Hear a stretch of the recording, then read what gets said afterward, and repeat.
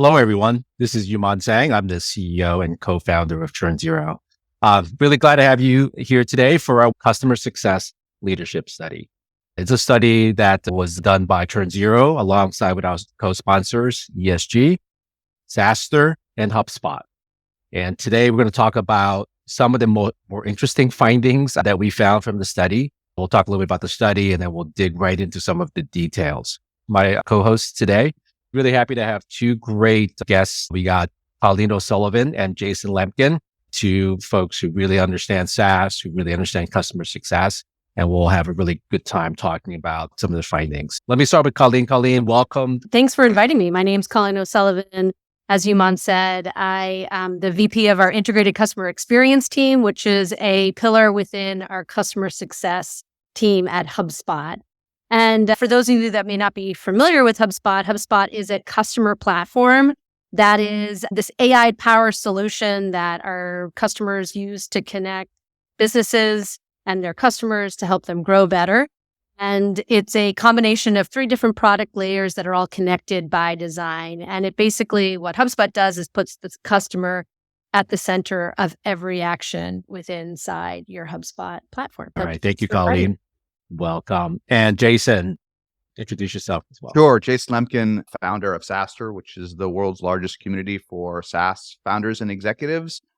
Excited to be here and excited that we have this data, right? I've been passionate about this topic since I started as a founder, and SaaStr has been writing about it for 11 years. And some of the stuff that when I go back and look at the original stuff that I wrote 10, 11 years ago, it was right, but there was no data. And having actual objective data on this from 1,263 respondents that ChurnZero did, it's pretty epic. So I'm excited to dig into the data, and HubSpot, for what it's worth, not only do the majority of folks watching and listening are already HubSpot customers, HubSpot's Thank kind you. of an Thank you. I think so, right? Yeah, thank you, customers. Yeah.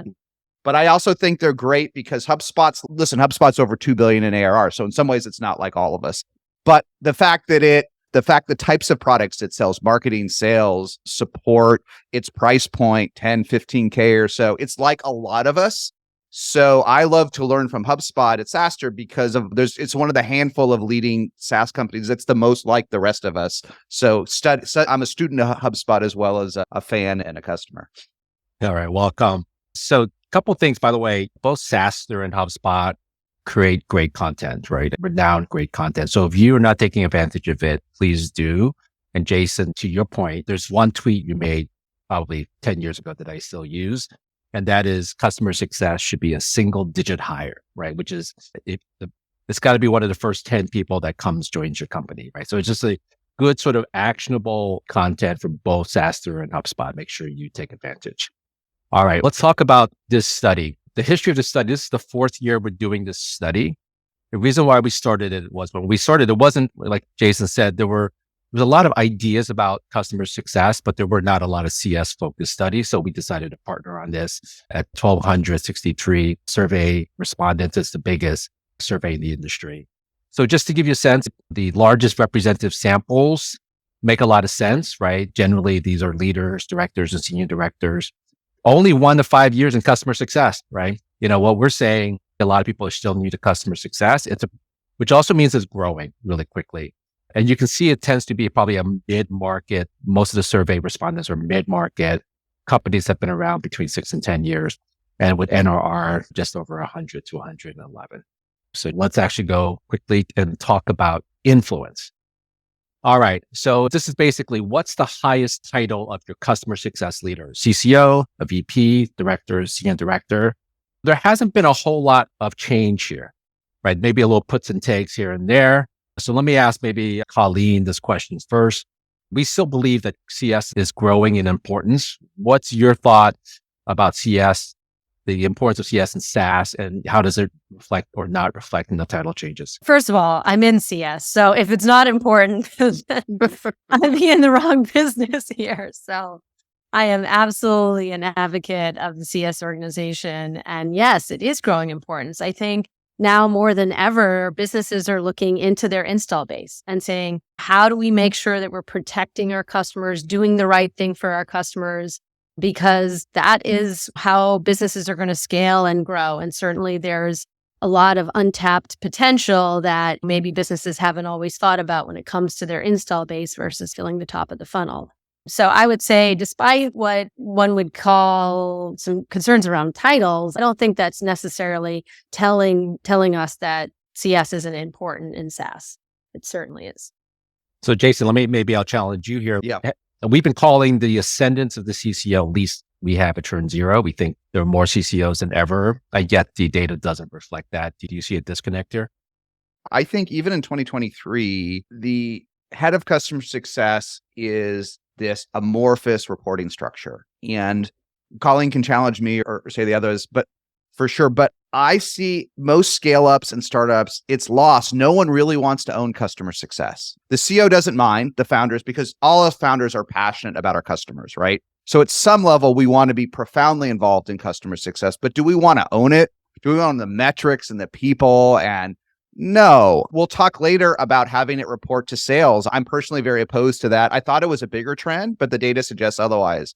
Marketing, that's pretty uncommon, right? So I think the good news is that there's plenty of VP titles out there, which we could chat about, but I don't think we've solved this issue of who to customer success report to. And when I talk with CEOs and founders, I give the answer, it's got to report to you. Okay, that's got to be the answer. And maybe that's good for customer success professionals because it gives them a seat at the table, but it's not necessarily for the right reason. I still think it's tough, but it's not clear exactly who owns what. And I think it leads to a lot of at the edge anxiety in the industry, in my experience. I think there's resignation there too, Jason. Yes. I think that's part of it, where you're saying nobody wants to own CS. That's just because there's a lot of confusion as what is the value? Honestly, what is the value that this team brings? Yep. And articulating that sometimes is what causes those challenges in my mind. Yeah. Is it that nobody wants to own CS because it's a hard job, a thankless job? What's the reason you think, Jason, for folks not wanting to own CS? I think it's two things. I think as you're in the growth phase, we become overwhelmingly sales oriented to a fault, right? Which I've talked about years. We all become new customer oriented, right? We say we're focused on our existing base, but once you have a sales team and once the sales team becomes like 30, 40% of your headcount, it tends to dominate every conversation. What's the big deal? What's in the pipeline? What's going on? Every conversation. And there's not a lot of oxygen left in organizations for maintaining customers. It's all wrong. As we know, in any organization with triple-digit NRR, the conversation should be flipped, right? We should be spending all of our oxygen on making our customers happy and worrying a little bit less about the incremental customer, but it's not the way B2B businesses work, right? We're just overwhelmed. We're either freemium or sales driven, and the founders have to fight this. They have to force this almost unnatural way we work as humans because our energy does not reflect our revenue structure. We don't put the amount of energy into customer success that recurring revenue deserves in SaaS. We don't put the ratios, right? We don't get the pie chart. And Colleen, has that flipped for HubSpot? I imagine that even at HubSpot now, it is the CS team that's probably driving the most incremental new revenue, or at least it's close, at least it's substantial. Yeah, I think that Jason's right. You're right here. HubSpot is trying to put a deeper emphasis on our CS teams, but obviously that doesn't necessarily mean that we're growing or we're in the right positions always to be able to do that at the level that we need to. The survey highlights a lot of these tensions. There's a third prong that just makes this whole space intellectually interesting and complicated, which is there's only so much money to go around. And there's two threads. First of all, it's hard to get perfect data, but if you try to analyze different data sources, typically companies at scale, HubSpot certainly at scale, spend about 5% of their revenue, fully burdened, including benefits, whatever, on customer success. So that's not really 5% in terms of raw salary, right? So I wrote an early SaaStr post about the $2 million woman or man, right? Which was what I thought it was at scale. But I said, if you're scaling, do 1 million, right? One CS person per 1 million. I still think those are the right rules today, but we're in this era of new efficiency today, right? Which has changed. It's even changed at HubSpot. It's changed across the board.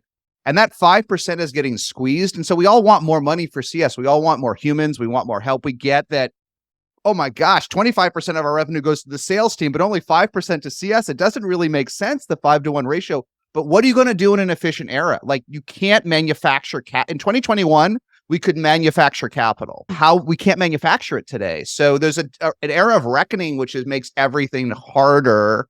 And I think CS is bearing a lot of the brunt. It's bearing a lot of the brunt here. I think we'll see that. Let me go to the next one. Okay. So we asked the question, are your teams growing or shrinking? And you can see that the dark blue was 2023. Actually, I would say surprisingly, almost half of the CS teams were growing, 45%. And then 42% were staying the same, and only 13% were letting people go. Any thoughts on this? To me, I would have expected more given all the talk of layoffs in the SaaS community in the last 12 months. Jason, maybe I'll throw it to you since you do see a lot of SaaS companies. If you really look at the data, layoffs seem like a big deal, but and I don't mean to trivialize it because the human impact's huge. They're not that big a deal. What I mean is there's a lot of startups and unicorns that got overfunded that laid off a lot of people. But at the public companies, the layoffs for the most part were small. For the most part, they're done. And many of them are rehiring. I'm not exactly sure what HubSpot's doing, but Salesforce, Samsara, Monday, all basically did hiring freezes last year. And a freeze is basically a hidden layoff. It's a nicer layoff because people leave, right? But it's rehiring. So as much press as they get, I don't know that it should impact things because it's not as dramatic an impact overall as it looks in the media. I think a bigger impact was freezes and getting to this area of efficiency. We're going to have to deal with fewer heads per account going forward. And that I think is a bigger deal than layoffs. Yeah. I mean, we had layoffs at HubSpot. It was obviously fairly public. And then we had a hiring freeze and we are hiring again. But yes, we are thinking about how do we hire internally, right? There's just business changes that happened where maybe one team was growing at a record speed. And then when we went in and start to dig into the actual strategy behind is that the right place to invest? Strategy equals choices, as we all know. And we've had to make some tough choices at HubSpot around what teams we're investing in and what ones we want to scale in a different way. And being able to dig into your existing employee base and say, hey, like there's an opportunity for us to shift direction here. And that's been pretty successful for us. There's sort of two areas that are easy. I put easy in quotes, nothing's easy, but we're broad leadership. It's easy to hold the line on rather than increase expenditure. One is long-term marketing spend, which I think is a terrible idea. But a lot of companies' marketing spend in the last 18 months all pivoted to this quarter. Okay. What can I do for marketing spend? Not for brand, not for awareness. Like right now, there's plenty of budget for this quarter and there's no budget for next year. So that's still reverberating in marketing. I see SaaStr has enough sponsors. We have 200. I can see a little bit of a change, but it's minor, right? And the other one is let's just hold spend on CS flat. Mm-hmm. We love CS, but look, let's be honest. It's HubSpot. They're going to renew. I know we should put more money into this, but when things are stressful, we have some of the highest NRR out there for SMBs. It's not that I don't want to spend, but maybe we'll skip on our 2025 marketing budget and more in CS. I'm not saying literally that happened at HubSpot, but these are the conversations that are happening across boards. Yeah. And those are the two areas to pull back on a marketing, to hold on in CS. And so these two areas are bearing some of the biggest brunts out there. It's flat and it's going back into it. Like we've been talking a lot about efficiencies, but I think it's been hard, but the challenges is right. Like the pushes are right. We've had to go back and really understand what do our customers need? What are our customers telling us? What are those really important investments that are going to help us make the best customer experience at scale? And it's been a challenge, but I think it's going to ultimately really benefit our customers in the long run as we continue to improve upon this. I'm seeing, especially for folks that are SMB focused, I'm seeing far larger onboarding teams. I am glad that onboarding percentages has become a core KPI because it's one of the best ways to bring down churn for SMBs, right? If they never use the product, they're going to churn as an SMB, right? So I've seen a lot of organizations where maybe traditional CS is growing moderately, but I see large teams thrown at driving activation rates into the 90s in the first 30 days. And I think that's one of the best investments you can make as leadership, right? There's nothing sadder than marketing, qualifying, talking, and closing a customer, and then they never use your product. It's like the saddest thing in all of the life cycle there. When people ask me, what are the top 3 things I can do for retention? I always say onboarding. And I'd like to know where it sits. Does it sit in customer success? Does it sit in ops? I'm seeing more and more onboarding teams reporting to sales, which I don't personally love, Really. but whatever works is also my role. Whatever works to some extent, right? Onboarding is part of our services organization. It's Services. Yes. I see the line of services. And that activation within the first 90 days, you're both absolutely like, it's the critical piece to getting customer retention. Yeah. I think it's interesting, Jason, that you're saying that you're seeing onboarding teams grow. I think at HubSpot, we're definitely trying to better understand that first 90 days of a customer's life cycle to the best ability and figure out like what are the right investments and resources that need to be there. And how do we leverage partners as part of that ongoing experience as well? That certainly is something that HubSpot has really started to dig in much more deeper over the last couple of years, is that doesn't necessarily have to be an internal team has to figure out what good activation looks like, but how do you leverage these great, capable partners to help us with that as well? Yeah, it's a great way to do it too, right? If you have partners, or whether they're pure partners or whether your agencies or other partners can do some of this heavy lifting, it's a good way to get it done too, right? You don't necessarily have to have it be internal. It is pretty heavy lifting for some products, right? So worth the investment. So this actually finding, the only thing I would find interesting here is that compare the headcount, budgets decreased more, right? As a percentage, people lost more budget than they lost headcount. Is that just, you always, when budgets get squeezed, you're going to hit everything else first, travel, training, software. Is it as simple as that? Jason, Colleen? I think we've been through something the last 18 months I've never seen in my life in SaaS, with the possible brief exception of February 2016. I've never seen app layoffs before. I've only been through one round of layoffs in a big company, but the way human layoffs work in big companies, you just sit around the room and they say, guys, I know it's tough, but we're over budget.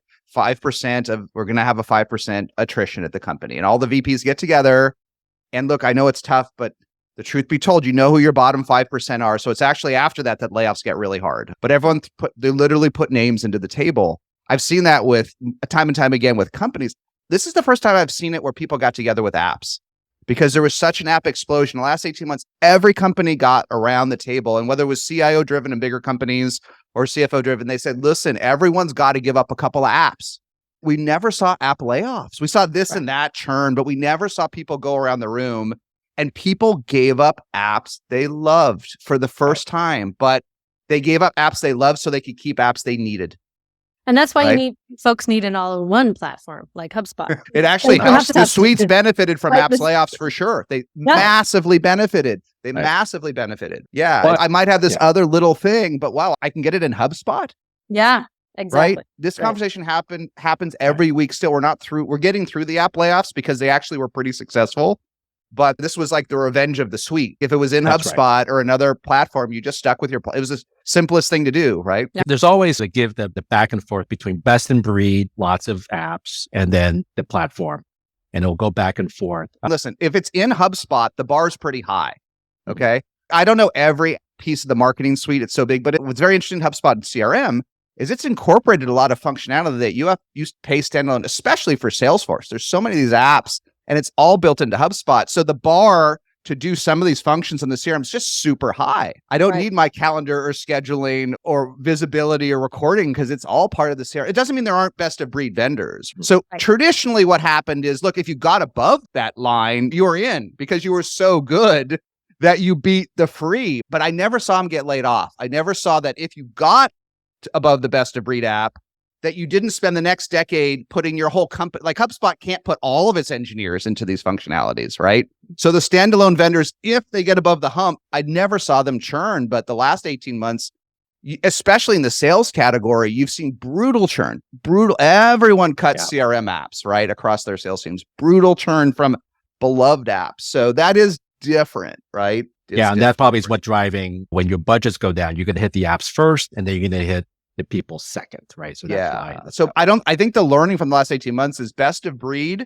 We thought it was enough. It's not necessarily enough in tougher times. I'm going to pause for a second here, describe this chart, but I want to talk about it later. This chart needs a little bit of explanation. But this is back to your point, Jason. Basically, if your CSMs own $1 million book of business, if you're a $500 million company, you should have 500 CSMs, right?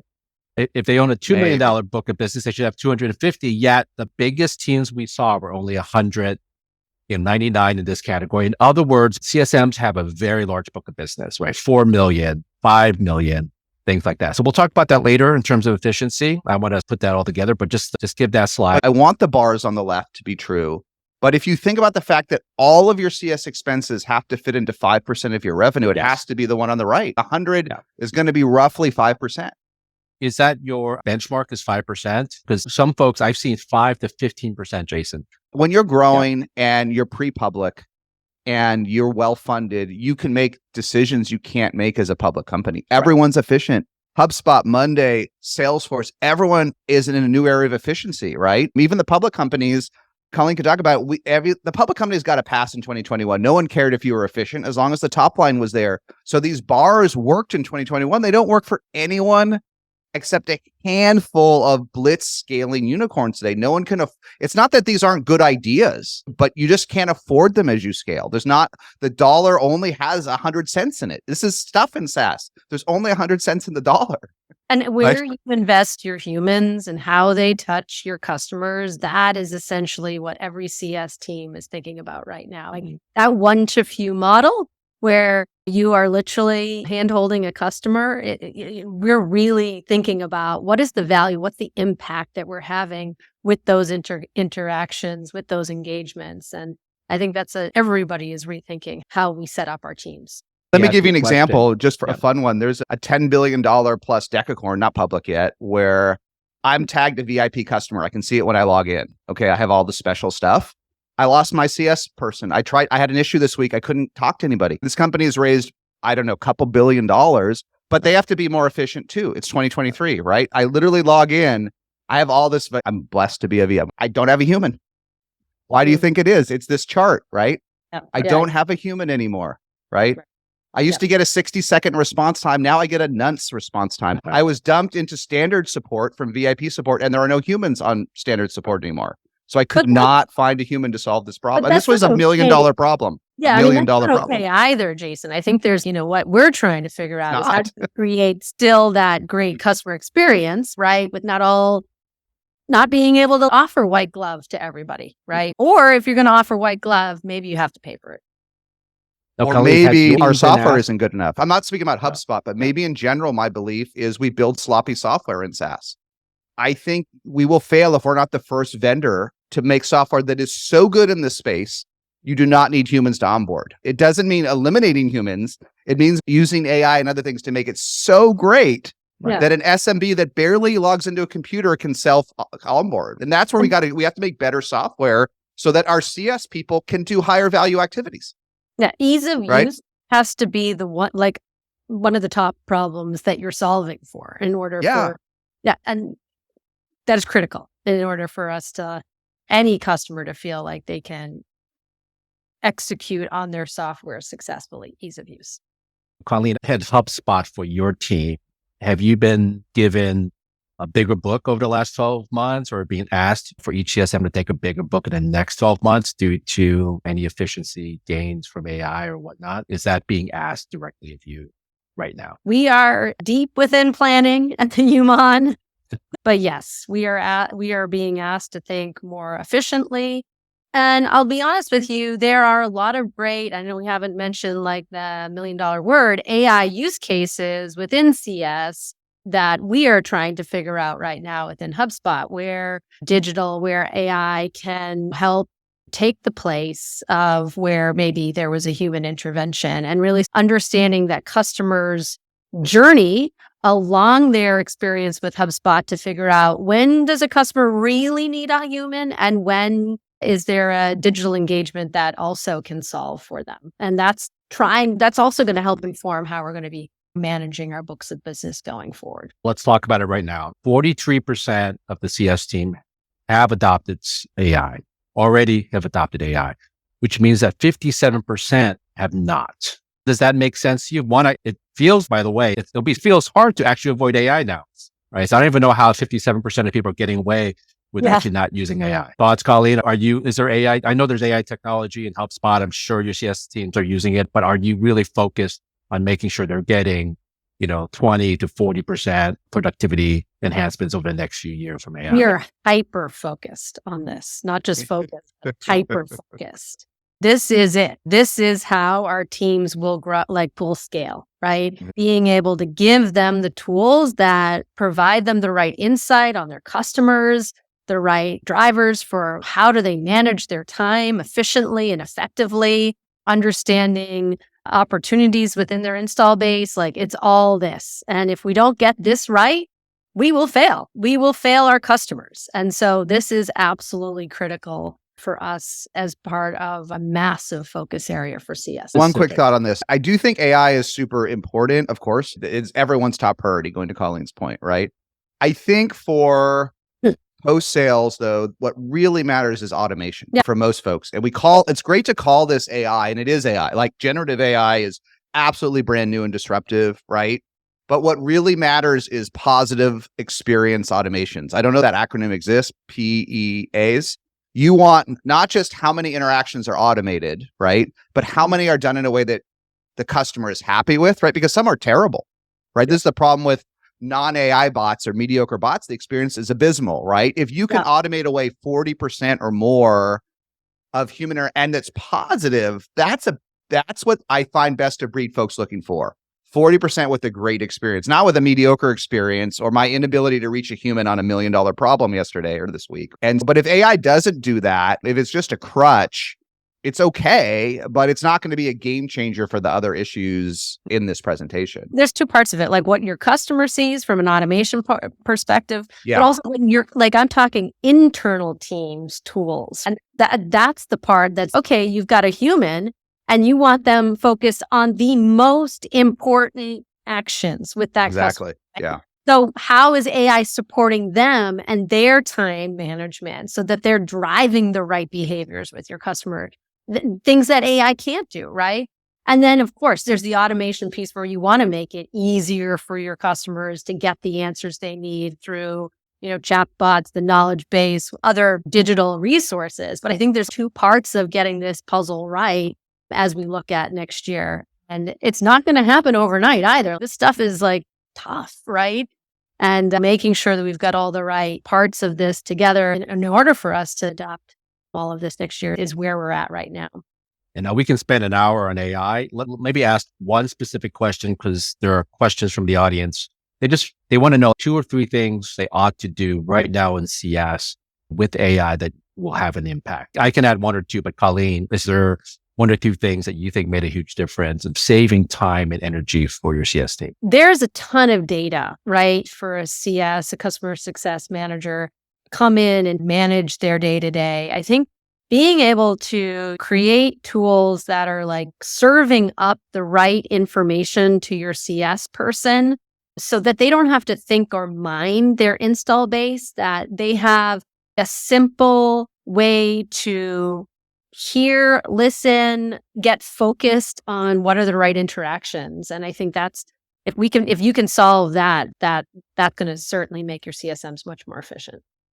There's a couple things I would add that are just either they feel easy and you ought to do them, right? So one is just call summarization. CSMs do a lot of calls, and then they spend a lot of time writing a good summary. It's remarkable what AI can do on summarizing calls these days, like getting rid of all the chaff. So whether it's Zoom or Chorus or Gong, whatever you use, right? That technology is very strong on summarization. Also, I think CSMs create a lot of content, right? So they're always writing up suggestions, strategies, whatnot. And I think generative AI can be super helpful in writing the first draft of those types of suggestions. So just 2 things that I would do, right? For the folks who are asking, those I think will take out an hour of time at the very least from all your CSM's time. They're nice. I do think the next level that we're looking for, going to Colleen's point, especially on the internal side, is we want everyone in post sales to never give a wrong answer. That's right. This is what AI should do. I'm excited about AI things that let us analyze data that we can't do on our own. That it's so complicated. It's in so many silos. It's in so many places that, and all of the data on your customer, no matter what tools and systems you use, all of the data will never be in one place, right? So if there's a generative layer on top and the CS can get a 98% correct answer, and then they can do the higher level activity, which is really solve the problem, not just friggin' figure out why the problem is happening That's the next level here. That all the rest of the stuff, I think, is, make them more efficient and the emails better. And every SDR in the next 12 months is going to run great, Absolutely. right? But the epic things that will change the world are taking unstructured data and structuring them for knowledge workers. And CS can be huge here. Huge. I literally was I'll tell you another terrible story. Another company where a multi-billion-dollar company, I was talking with a senior executive, and this person had no idea if I was a customer or not. Right. Yeah. They had no idea. Now we could talk, why didn't they log into imagine there's just a thing where like you just type in Jason Lemkin or SaaStr and just the answers are just there for you. Literally did not know if I was a customer. An executive at a multi-billion-dollar company had no idea. And I've actually interacted with this executive many times. So anyhow, a point like that shouldn't happen. That's an AI problem. So that's what I'm excited about. And if this can let CS really handle the real issues and not be firefighters, which is what they really are, that would change the industry. Because 90% of my experience, at least with startups and scale-ups, CS is firefighters. Yep. Churn chaser.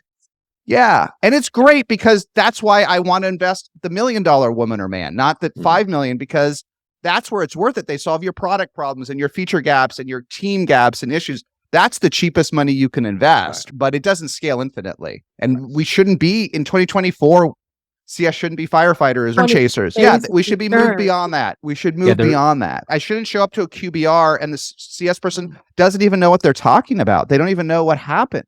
I had a QBR about a year ago where SaaStr's tiny, but we're one of the 5 largest customers. And the CS person showed up and said, everything's great based on my data. I'm like, no, you're the worst vendor we work with, but we're going to stick with you. I'm here because the CEO is here because I'm going to stick with you. You're literally the worst vendor we work at. And she ended the Zoom.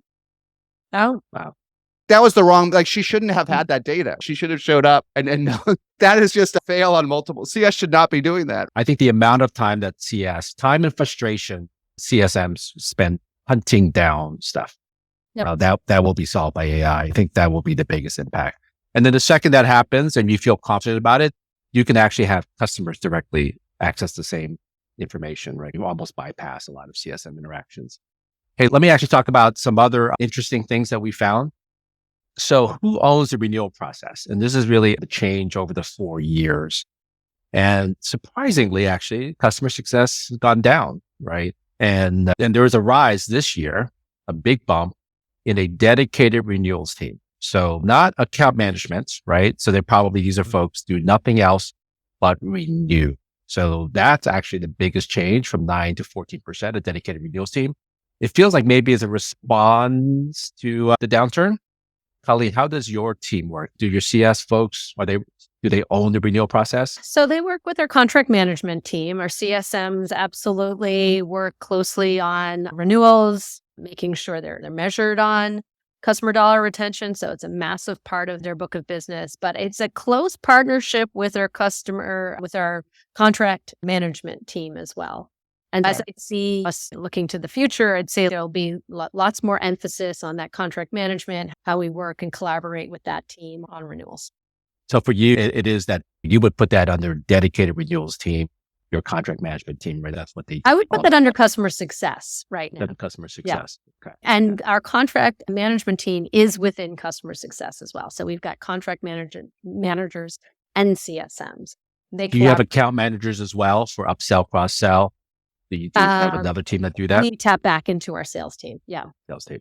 A bad sign. I think I missed this data in the study. I think this is very telling. Like it's very helpful to see this. Is this orange? I'm sorry, I'm colorblind. What is this under dedicated renewals? I think this is the most telling, one of the most telling statistics. Like that people, renewals there may be quotes in some of these teams. These may be teams who are tasked with getting nothing but I'll tell you a story in a second if you want to hear one, the worst one of the year for me of getting the most revenue out of our customers.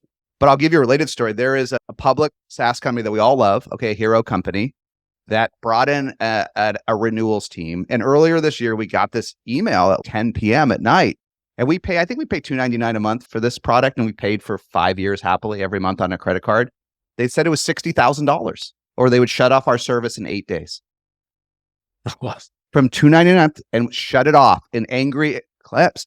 And how did you get from $299 to $8? First of all, they said we needed 60 seats. We use 8. Okay, we have 8 people on Team SaaStr. They said we needed 60 seats. They said we needed the enterprise edition because we were so big. And we wanted, here's the kicker, 4 years prepaid cash up front, or they would shut us off in 8 days. 8 days. That's 8 insane. days. Jason. So what happened? So of course I didn't get so upset. I'm SaaStr. I had to learn what was going on. And I found out this company we all love had built an outsourced renewal team with just one job. They only had one job and they had bonuses and KPIs. And it was to bring in as much cash immediately now as possible. Okay. Maybe not cash because the company's profitable, but as much bookings, probably as much bookings as possible. And yeah, this threatening thing, like if it got enough folks, and we could afford it, if we had to spend 60,000 instead of 299, we could, but there was no way. Right. So I had to track it down and with this person, but eventually I talked with one of the senior management team and they said it was this outsourced renewal team. So, I mean, it sounds crazy, but you could see how it could happen, right? Incentives are incentives. And the company came under a lot of stress to grow.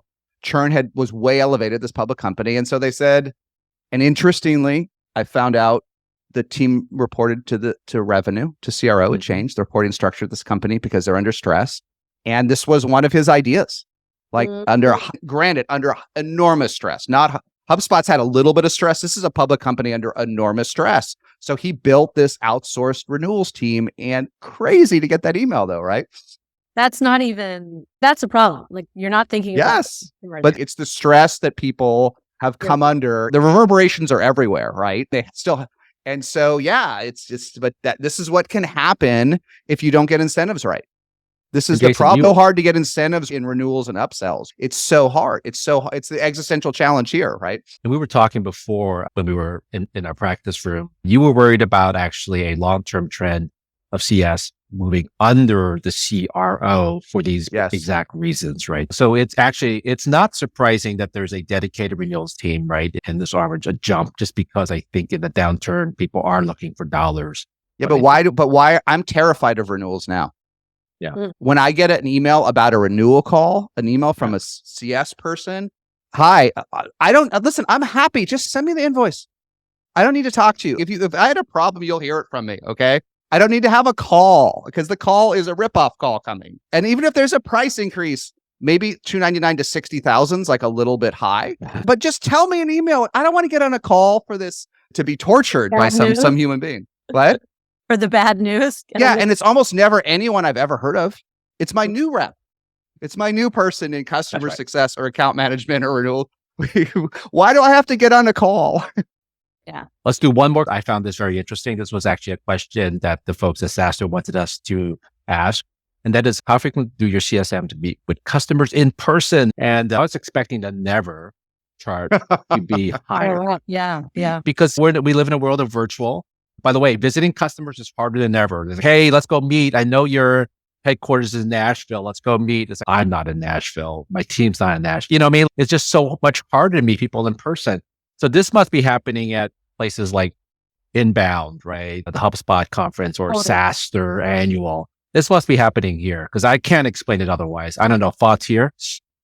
Yeah, I think in certain use cases, strategic accounts, you've got like a big situation that you're working through that's complex. You just need to like sit in front of the customer and work it out. There's good use cases. That's really only, at least at HubSpot, that is reserved for like very unique use cases, essentially. Like we're not suggesting to our CSMs, like get on a plane once a quarter and go visit your customers. It's just not possible, right? There's just too many customers. There are like, again, these strategic accounts where there's good business case, good strategic case, but maybe that's happening once a year. And certainly we're encouraging the majority of our customers to come to Inbound, and we're bringing in our teams to make sure that we get some face-to-face time with them there. Okay, so let me give you the last word on this, right? You really think a lot about face-to-face. I do. So what do you think the future of face-to-face meetings look like? Look, if you have a massive number of customers, as Colleen says, you need to create spider webs for them to come to you. Like Inbound alone or Dreamforce are worth it just for that reason, right? Yeah. And certainly but the organization can do one a quarter if you want. It doesn't have to be annual. Not everything has to be Inbound in Boston with 15,000 people. You can have regional events once a quarter. We used to do that. I would say this, look, yeah, at some point it's too many names per CSM, but imagine it's more manageable, right? The deal size is a little bit bigger. You're absolutely right. It is hard to just show up into town and walk into someone's office and just assume they're actually in the office anymore, like we used to be able to do. But what's really easy and I don't think there's any excuse to do it if you have bigger customers, is every month hit a city. Okay, but Rusty, we're going to do SF, and then we're going to do Boston. And hey, HubSpot's my customer. And you reach out to Colleen, hey, I'm in town for 4 days. Colleen's not in town, so be it. But someone else is going to be, like Clavio's going to be there, or whoever else is in Boston. They're going to be there. You don't have to have 100% hit rate, but you got to do it. And even on our little team, we now have a rule every month this has to happen. Every month we don't really even have customers. We have sponsors. Every month we have to meet them in person. And once we force this rule, it changed things. And you can do it. It's okay that not everyone's in the office. They're there sometimes, or they're in another city, right? Maybe they're in Saskatchewan or north of the Arctic Circle, so be it. But even if Colleen has decided to work in South Chile, someone on her team's probably still in Boston that's senior enough that's worth meeting. Just do city tours, bunch these up, and do as many bigger customer events a year as your marketing team or team can tolerate. At least do one, but you could do 4. Right? You could do one in Boston, and then you could do one in London, and you could do one in Singapore. I saw Yamini in Singapore when we were in Singapore, right? You can't, they don't all have to be perfect. Just talking to them in person, they don't all have to be structured. They don't all have to have slides. It could be nice, but I'm excited for the future of events and how that changes and the future of face-to-face meetings. But for now, we're over our time, but we had a great conversation. Colleen, Jason, thank you so much for being co-sponsors of the study, and 2, joining me today to talk about the findings. I hope everyone learned something. Thank you, Colleen. Thank you, Jason. We'll see everyone soon. Thank you, Mon. Thanks, Jason. Thank you. All right. Bye-bye.